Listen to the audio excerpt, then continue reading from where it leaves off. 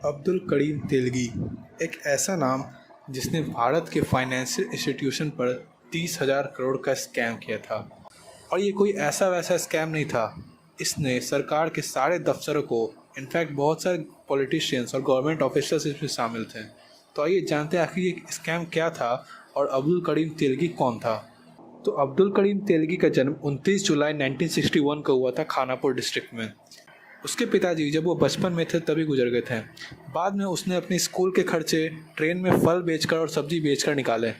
फिर कुछ सालों बाद वो सऊदी अरेबिया शिफ्ट हो गया, बट हमेशा के लिए नहीं, केवल 7 सालों के लिए। 7 साल बाद वो फिर से इंडिया वापस आता है, बट इस बार उसके पास एक बिज़नेस प्लान होता है। एक ऐसा बिज़नेस प्लान जो कि काफ़ी इलीगल था, बट उसमें मोटा पैसा था।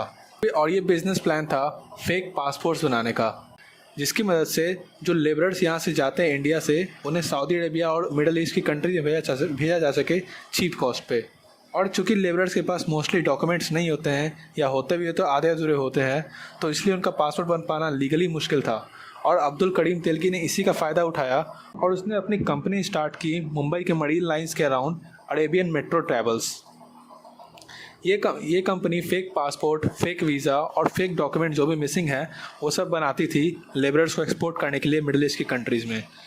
इसके बाद तेलगी का लालच और बढ़ा और उसने सोचा कि अगर पासपोर्ट बनाने से इतना ज़्यादा पैसा है तो और भी फेक डॉक्यूमेंट्स बनाने से कितना बड़ा पैसा आएगा।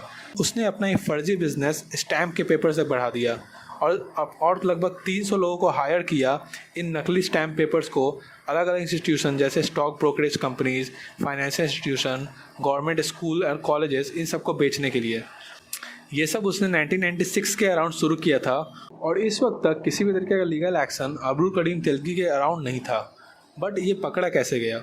और इसके पकड़े जाने के बाद इसके बिजनेस के लगभग वैल्यूएशन 30,000 करोड़ के अराउंड बताया गया था, वो भी इसी कन्फेशन के अनुसार था। तो इसके धंधे का भांडाफोड़ तब शुरू हुआ जब बेंगलोर में 2 लोग पकड़े गए नकली स्टैम्प पेपर्स के साथ। पुलिस ने इनसे इन्वेस्टिगेशन की तो इन्होंने धीरे धीरे बात बताई कि यहाँ पे बहुत बड़ा एक सिस्टम चल रहा है जो कि बहुत बड़े लेवल पर फर्जी स्टैम्प पेपर्स की खरीद बिक्री कर रहा है। तो इसके बाद बेंगलोर में पूरी तरीके से रेड पड़ गई और धीरे धीरे बहुत सारे लोगों को अरेस्ट किया गया। उनमें से एक था अब्दुल करीम तेलगी। शुरुआत में तो इसने कुछ भी कबूल करने से मना किया और ये कह रहा था कि ये पूरे वेब का एक छोटा सा पार्ट है और इससे ज़्यादा कुछ नहीं पता।